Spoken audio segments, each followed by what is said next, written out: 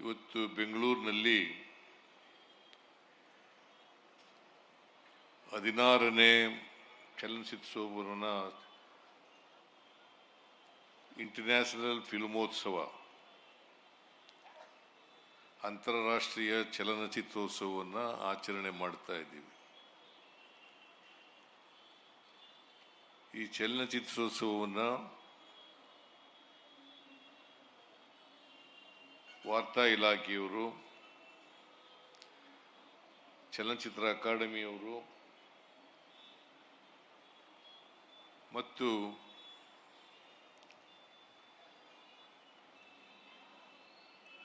ಚಲನಚಿತ್ರ ವಾಣಿಜ್ಯೋದ್ಯಮ ಇವರೆಲ್ಲರೂ ಸೇರಿ ಇದನ್ನು ಸಂಯೋಜನೆ ಮಾಡಿದ್ದಾರೆ. ಅವರೆಲ್ಲರಿಗೂ ಕೂಡ ಈ ಸಂದರ್ಭದಲ್ಲಿ ಧನ್ಯವಾದಗಳನ್ನು ಹೇಳಲಿಕ್ಕೆ ಬಯಸ್ತಾ ಇದ್ದೇನೆ.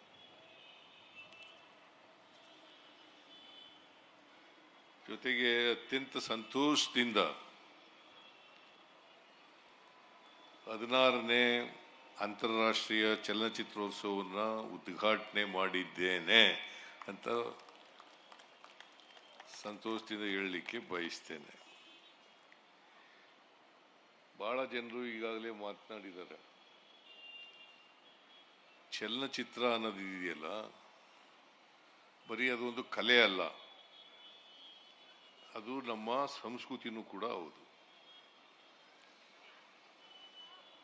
ನಮ್ಮ ಬದುಕಿನ ಸಂಸ್ಕೃತಿಯನ್ನು, ನಮ್ಮ ನಾಡಿನ ಸಂಸ್ಕೃತಿಯನ್ನು, ನಮ್ಮ ದೇಶದ ಸಂಸ್ಕೃತಿಯನ್ನು ಮತ್ತು ವಿದೇಶಗಳಲ್ಲಿನ ಸಂಸ್ಕೃತಿಯನ್ನು ಜನರಿಗೆ ಪರಿಚಯ ಮಾಡಲಿಕ್ಕೋಸ್ಕರನೇ ಈ ಚಲನಚಿತ್ರೋತ್ಸವವನ್ನು ಮಾಡ್ತಕ್ಕಂಥದ್ದು. ಸೊ ಹಾಗಾಗಿ ಸಿನಿಮಾದ ಮೂಲಕ ಇದು ಒಂದು ಪ್ರಭಾವಿ ಮಾಧ್ಯಮ. ಈ ಮಾಧ್ಯಮದ ಮೂಲಕ ನಾವು ಚಲನಚಿತ್ರವನ್ನು ಏನಂತೀವಿ ಅಂತಂದರೆ ಸಮಾಜದ ಬದುಕಿನ ಪ್ರತಿಬಿಂಬ ಅಂತ ಕರಿತೀವಿ. ಅಷ್ಟಕ್ಕೆ ಸೀಮಿತ ಅಲ್ಲ ಇದು. ನಮ್ಮ ಸಮಸ್ಯೆಗಳೇನಿದ್ದಾವೆ, ಸಮಾಜ ಎದುರಿಸ್ತಾ ಇರ್ತಕ್ಕಂಥ ಸಮಸ್ಯೆ, ಜನರು ಎದುರಿಸ್ತಾ ಇರ್ತಕ್ಕಂಥ ಸಮಸ್ಯೆ, ಈ ಸಮಸ್ಯೆಗಳ ಆಳ ಮತ್ತು ಮೂಲವನ್ನು ಜನರಿಗೆ ತಿಳಿಸ್ತಕ್ಕಂಥ ಕೆಲಸವನ್ನು ಮಾಡಬೇಕು. ಇವತ್ತು ಮನುಷ್ಯರಲ್ಲಿ ಅಸಂತೋಷ, ಅಸಮಾಧಾನ ಇದೆ ಅಂತಕ್ಕಂಥದ್ದನ್ನು ನಾವು ನೋಡಲಿಕ್ಕೆ ಸಾಧ್ಯ. ಕಾರಣ ಯಾಕಪ್ಪ ಅಂತಂದ್ರೆ,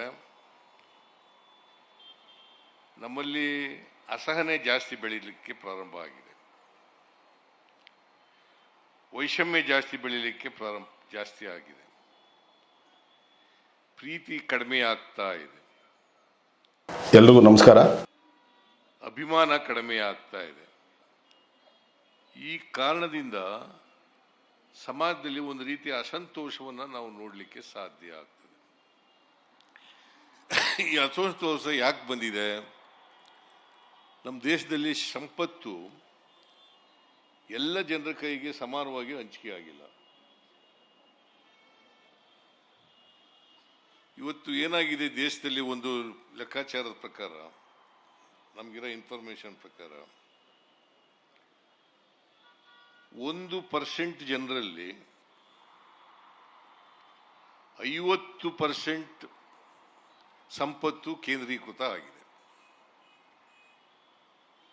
ಇಂಥ ಪರಿಸ್ಥಿತಿ ಇರುವಾಗ ಸಮಾಜದಲ್ಲಿ ಅಸಂತೋಷ, ಅಸಮಾಧಾನ, ಅಸಹನೆ, ದ್ವೇಷ, ಅಸೂಯೆ, ಹಿಂಸೆ ಇಂಥ ವಿಚಾರಗಳು ಸ್ವಾಭಾವಿಕವಾಗಿ ತಲೆ ಎತ್ತಲಿಕ್ಕೆ ಸಾಧ್ಯ. ಇವನ್ನೆಲ್ಲ ಕಡಿಮೆ ಮಾಡಬೇಕಲ್ಲ. ಅದಕ್ಕೋಸ್ಕರ ನಾವು ಈ ಥೀಮ್ ಇಟ್ಟಿರ್ತಕ್ಕಂಥದ್ದು ಸರ್ವ ಜನಾಂಗದ ಶಾಂತಿಯ ತೋಟ. ಅಂತ ವಾತಾವರಣವನ್ನು ಸಮಾಜದಲ್ಲಿ ನಿರ್ಮಾಣ ಮಾಡಬೇಕಾಗಿರ್ತಕ್ಕಂಥದ್ದು ನಮ್ಮ ಸಿನಿಮಾ ಮಾಧ್ಯಮ ಅಂತಕ್ಕಂಥದ್ದನ್ನು ಮರೀಲಿಕ್ಕೆ ಸಾಧ್ಯ ಇಲ್ಲ. ಈಗ ನಾವು ಇವತ್ತಿಗೂ ಯಾಕೆ ರಾಜ್ಕುಮಾರ್ ಅವರ ಚಿತ್ರಗಳನ್ನು ಮೆಚ್ತೇವೆ ಅಂತಂದ್ರೆ, ಆ ರಾಜ್ಕುಮಾರ್ಗಳ ಚಿತ್ರದ ಮೂಲಕ ಒಂದು ಸಮಾಜಕ್ಕೆ ಸೂಚನೆ ಹೋಗ್ತಿತ್ತು. ಈಗ ಇರಬೇಕಪ್ಪ ಸಮಾಜ ಅಂತಂದರೆ ಈ ಥರ ಇರಬೇಕು. ಅದಕ್ಕೋಸ್ಕರ ನಾವು ಅನೇಕ ರಾಜ್ಕುಮಾರ್ ಅವರ ಸಿನಿಮಾಗಳನ್ನು ಮೆಚ್ಕೊಳ್ತಾ ಇದ್ದೋ, ನೋಡಲಿಕ್ಕೆ ಹೋಗ್ತಾ ಇದ್ದೋ, ಅದು ಕಡಿಮೆ ಆಗ್ತಾ ಇದೆ ಅಂತಕ್ಕಂಥ ಭಾವನೆಗಳನ್ನು ಇವತ್ತು ನೋಡಲಿಕ್ಕೆ ಸಾಧ್ಯ. ಅದು ಆಗಬಾರ್ದು. ನಾವು ಯಾವುದೇ ಮಾಧ್ಯಮಗಳನ್ನು ನೋಡಿದಾಗ ಆ ಮಾಧ್ಯಮ ಸಮಾಜವನ್ನು ಬದಲಾವಣೆ ಮಾಡ್ತಕ್ಕಂಥ ಪ್ರಯತ್ನವನ್ನು ಮಾಡಬೇಕು. ಅದನ್ನೇ ನಮ್ಮ ಸಂವಿಧಾನ ಕೂಡ ಹೇಳುತ್ತೆ. ಸಂವಿಧಾನ ಏನು ಹೇಳ್ತದೆ? ಜಾತಿ ರಹಿತವಾದಂಥ ಸಮಾಜವನ್ನು ನಿರ್ಮಾಣ ಮಾಡಬೇಕು, ಸಾಮಾಜಿಕ ನ್ಯಾಯ ಎಲ್ರಿಗೂ ಇರಬೇಕು, ಸಮಾನ ಅವಕಾಶಗಳು ಇರಬೇಕು, ಅಸಮಾನತೆ ಹೋಗಬೇಕು. ಇವತ್ತು ಇಷ್ಟು ವರ್ಷ ಸಂವಿಧಾನ ಬಂದು ಜಾರಿಯಾದರೂ ಕೂಡ ನಮ್ಮ ಸಮಾಜದಲ್ಲಿ ಅಸಮಾನತೆ ಇನ್ನೂ ತೊಲಗಿಸಿಲ್ಲ. ಬಾಬಾ ಸಾಹೇಬ್ ಅಂಬೇಡ್ಕರ್ ಅವರು ಅದನ್ನೇ ಹೇಳಿದ್ರು. ನಮ್ಮ ಸ್ವಾತಂತ್ರ್ಯದ ಫಲ ಯಶಸ್ವಿ ಆಗಬೇಕಾದ್ರೆ,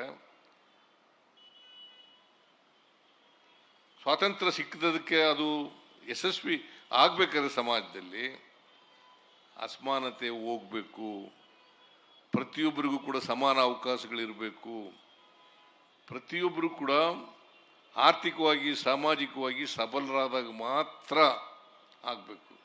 ಇದನ್ನು ತೋರಿಸ್ಬೇಕಲ್ಲ, ನಾವು ಜನರಿಗೆ ತೋರಿಸ್ಬೇಕಲ್ಲ. ಇದು ಕೆಲವು ಚಿತ್ರಗಳಲ್ಲಿ ತೋರಿಸ್ತಾ ಇದ್ದಾರೆ, ಆದರೆ ಕೆಲವು ಚಿತ್ರಗಳು ಮತ್ತೆ ಯಾವುದೇ ಕಾರಣಕ್ಕೆ ಮೌಢ್ಯಗಳನ್ನು ಬಿತ್ತಕ್ಕಂಥ ಚಿತ್ರಗಳನ್ನು ಮಾಡಲಿಕ್ಕೆ ಹೋಗ್ಬಾರ್ದು. ಯಾವುದೇ ದೇಶ ಇರಲಿ, ಭಾರತ ದೇಶ ಇರಲಿ, ಕರ್ನಾಟಕ ಇರಲಿ, ಯಾವುದೇ ರಾಜ್ಯ ಇರಲಿ, ಮೌಢ್ಯಗಳು ಮಾತ್ರ ತೋರಿಸ್ತಕ್ಕಂಥ ಕೆಲಸ ಮಾಡಬಾರ್ದು. ಯಾಕಂದರೆ ನಮ್ಮ ಕಿಶೋರ್ ಕುಮಾರ್ ಅವರು ಹೇಳಿದ್ರು, ಬಸವಣ್ಣನವ್ರ ವಿಚಾರಗಳನ್ನು ಹೇಳಿದ್ರು. ಬಸವಣ್ಣನವರು ಕರ್ಮ ಸಿದ್ಧಾಂತವನ್ನು ತಿರಸ್ಕಾರ ಮಾಡಿದ್ರು. ನಮ್ಮಲ್ಲಿ ಬಹಳ ವಿದ್ಯಾವಂತರು ಕೂಡ ಕರ್ಮ ಸಿದ್ಧಾಂತನ ನಂಬ್ತಾರೆ. ಇವತ್ತು ಕರ್ಮ ಸಿದ್ಧಾಂತವನ್ನು ಸಂಪೂರ್ಣವಾಗಿ ತೊಡೆದಾಕ್ತಕ್ಕಂಥ ಕೆಲಸ ಆಗಬೇಕಲ್ಲ. ಸೊ ಆ ಥರದ್ದು ಜನರಿಗೆ ತಿಳಿಸ್ತಕ್ಕಂಥ ಕೆಲಸವನ್ನು ಮಾಡಬೇಕು. ಇವತ್ತು ತಂತ್ರಜ್ಞಾನ ಬಹಳಷ್ಟು ಬೆಳೆದಿದೆ. ಬಹಳ ದೇಶದ ಜನರು ಇಲ್ಲಿ ಬಂದು, ಭಾರತದಲ್ಲಿ ಬಂದು ಚಲನಚಿತ್ರಗಳನ್ನು ನಿರ್ಮಾಣ ಮಾಡ್ತಕ್ಕಂಥ ಕೆಲಸ ನಡೀತಾ ಇದೆ. ಡಿಜಿಟಲೀಕರಣ ನಡೀತಾ ಇದೆ. ಆಮೇಲೆ ಆರ್ಟಿಫಿಷಿಯಲ್ ಇಂಟೆಲಿಜೆನ್ಸ್ ಇದು ಪ್ರಾರಂಭ ಆಗಿದೆ. ಇದನ್ನೆಲ್ಲ, ಈ ತಂತ್ರಜ್ಞಾನ ಎಲ್ಲ ಬಳಸ್ಕೋಬೇಕಲ್ವಾ? ಏನಾಗುತ್ತೆ, ನನಗೆ ದೂರ್ತಾರೆ, ಗೋವಿಂದು ಇಲ್ಲೇ ಇರಬೇಕಲ್ಲ ಕಾಣಿಸುತ್ತೆ. ಕನ್ನಡ ಸಿನಿಮಾಗಳೆಲ್ಲ ನೋಡೋದು ಕಡಿಮೆ ಆಗ್ಬಿಟ್ಟದೆ ಅಂತ. ಯಾಕಂತಂದ್ರೆ ಇವತ್ತು ಸಮಾಜವನ್ನು ಪ್ರತಿಬಿಂಬಿಸ್ತಕ್ಕಂಥ, ಬದುಕನ್ನು ಪ್ರತಿಬಿಂಬಿಸ್ತಕ್ಕಂಥ, ಅದಕ್ಕೆ ಪರಿಹಾರವನ್ನು ಹುಡುಕ್ತಕ್ಕಂಥ ಕೆಲಸ ಆಗಬೇಕು. ಇದಾದಾಗ ಮಾತ್ರ ಚಲನಚಿತ್ರಗಳು ಬೆಳೀಲಿಕ್ಕೆ, ಭದ್ರವಾಗಿ ಕಾಲೂರಲಿಕ್ಕೆ, ಅಭಿವೃದ್ಧಿ ಆಗಲಿಕ್ಕೆ, ಮುಂದಿನ ದಿನಗಳಲ್ಲಿ ಕೂಡ ಭವಿಷ್ಯವನ್ನು ಕಾಣಲಿಕ್ಕೆ ಸಾಧ್ಯ. ಆ ಕೆಲಸವನ್ನು ಮಾಡಬೇಕು ಅಂತೇಳಿ ಭಾಳ ಜನ ಇಲ್ಲಿ ಸಿನಿಮಾ ನಿರ್ದೇಶಕರು, ನಿರ್ಮಾಪಕರು, ನಟರು, ಚಿತ್ರ ಏನು ಡಿಸ್ಟ್ರಿಬ್ಯೂಟರ್ಸು ಅವರೆಲ್ಲ ಇದ್ದೀರಿ. ನೀವು ಯೋಚನೆ ಮಾಡಿ, ಅದನ್ನು ಯೋಚನೆ ಮಾಡಬೇಕು ಅಂತೇಳಿ. ಅದಕ್ಕೆ ಕರ್ನಾಟಕದಲ್ಲಿ ಎಲ್ಲವೂ ಇದೆ. ಬೆಂಗಳೂರು ಒಂದು ಜಗತ್ತು, ಕರ್ನಾಟಕ ಒಂದು ಜಗತ್ತಿದ್ದಾಗಿ. ಎಲ್ಲ ಸೌಕರ್ಯಗಳು ಇದ್ದಾವೆ, ಎಲ್ಲ ಸೌಲಭ್ಯಗಳು ಇದ್ದಾವೆ, ಅಂಥ ವಾತಾವರಣವೂ ಇದೆ, ಎಲ್ಲ ಸಿಗ್ತದೆ ಇಲ್ಲಿ. ಆದರೆ ಈ ಬೆಳವಣಿಗೆ ಆಗ್ತಾ ಇರ್ತಕ್ಕಂಥ ತಂತ್ರಜ್ಞಾನ, ವಿಜ್ಞಾನವನ್ನು ಬೆಳೆಸ್ಕೊಂಡು ಚಲನಚಿತ್ರ ಕೂಡ ಬೆಳೀಲಿ, ಉತ್ತಮ ಅಭಿರುಚಿಯ ಚಿತ್ರಗಳನ್ನು ಜನರಿಗೆ ಕೊಡಲಿ, ಸಮಾಜ ಬದಲಾವಣೆಗೆ ಬೇಕಾದಂಥ ವಿಷಯವನ್ನು ಮುಂದಿಟ್ಟುಕೊಂಡು ಮಾಡಲಿ ಅಂತೇಳಿ ನಾನು ಈ ಸಂದರ್ಭದಲ್ಲಿ ಅವರಿಗೆ ಹೇಳಿಕೆಯನ್ನು ಮಾಡ್ತೇನೆ. ಅದಕ್ಕೆ ಬೆಂಗಳೂರಿನಲ್ಲಿ, ಮೈಸೂರು ನಗರದ ಹತ್ರ ಒಂದು 12 ಕಿಲೋಮೀಟರ್ ದೂರದಲ್ಲಿ ಫಿಲ್ಮ್ ಸಿಟಿ ಮಾಡ್ತಾ ಇದ್ವಿ. ನಾನು ಹಿಂದೆನೇ ಮುಖ್ಯಮಂತ್ರಿ ಆಗಿರುವಾಗ ಘೋಷಣೆ ಮಾಡಿದ್ದೆ ಕೊಡಬೇಕು ಅಂತ. ಆಮೇಲೆ ಕುಮಾರಸ್ವಾಮಿ ಮುಖ್ಯಮಂತ್ರಿ ಆದಮೇಲೆ ಇಲ್ಲ ರಾಮನಗರಕ್ಕೆ ತಗೊಂಡು ಹೋಗೋಣ ಅಂತ ಏನು ಅಲ್ಲಿಗೆ ಕೈ ಬಿಟ್ಬಿಟ್ರು. ಆಮೇಲೆ ಈಗ ಮತ್ತೆ ನಾನು ಬಂದ ಮೇಲೆ ಮುಖ್ಯಮಂತ್ರಿ ಆದಮೇಲೆ 150 ಎಕರೆ ಜಮೀನನ್ನ KIDBಯಿಂದ ವಾರ್ತಾ ಇಲಾಖೆಗೆ ವರ್ಗಾವಣೆ ಮಾಡಿದ್ದೇವೆ. ಬಂದಿದ್ದೀನಪ್ಪ. ಅದನ್ನ PPP ಮಾಡೆಲಲ್ಲಿ ಮಾಡಬೇಕು ಅಂತ ಮಾಡಿದ್ದೀವಿ. ಯಾಕಂದ್ರೆ ಎಲ್ಲ ಸೌಲಭ್ಯಗಳು ಕೂಡ ಸಿನಿಮಾ ತಯಾರು ಮಾಡಲಿಕ್ಕೆ ಏನೇನು ಬೇಕು, ವರ್ಲ್ಡ್ ಕ್ಲಾಸ್ ಫಿಲ್ಮ್ ಸಿಟಿಯನ್ನ ಮೈಸೂರಿನಲ್ಲಿ ಮಾಡ್ತಕ್ಕಂಥ ಕೆಲಸವನ್ನ ಮಾಡ್ತೇವೆ ಅಂತಕ್ಕಂಥ ಮಾತುಗಳನ್ನ ಹೇಳಲಿಕ್ಕೆ. ಕರ್ನಾಟಕ ಸರ್ಕಾರ ಯಾವಾಗಲೂ ಕೂಡ ನಿಮ್ಮ ಜೊತೆ ಇರ್ತದೆ, ಒತ್ತಾಸೆಯಾಗಿರ್ತದೆ, ಎಲ್ಲ ರೀತಿಯ ಬೆಂಬಲವನ್ನ ಸಹಕಾರವನ್ನ ಕೊಡ್ತೇವೆ. ನೀವು ಜನಕ್ಕೆ ಬೇಕಾದಂಥ, ಸಮಾಜಕ್ಕೆ ಬೇಕಾದಂಥ, ಬದುಕಿಗೆ ಸಂಬಂಧಪಟ್ಟಂಥ ಚಿತ್ರಗಳನ್ನು ಮಾಡಿ ಅಂತಕ್ಕಂಥ ಮಾತುಗಳನ್ನು ಹೇಳಿ ನಿಮಗೆಲ್ಲ ಶುಭ ಕೋರಿ ಈ 16ನೇ ಚಲನಚಿತ್ರೋತ್ಸವವನ್ನು ಅತ್ಯಂತ ಸಂತೋಷದಿಂದ ಉದ್ಘಾಟನೆ ಮಾಡಿದ್ದೇನೆ ಅಂತೇಳಿ ಮತ್ತೊಮ್ಮೆ ಹೇಳಿ ನನ್ನ ಮಾತುಗಳನ್ನು ಮುಗಿಸ್ತೇನೆ. ನಿಮ್ಮೆಲ್ಲರಿಗೂ ನಮಸ್ಕಾರ.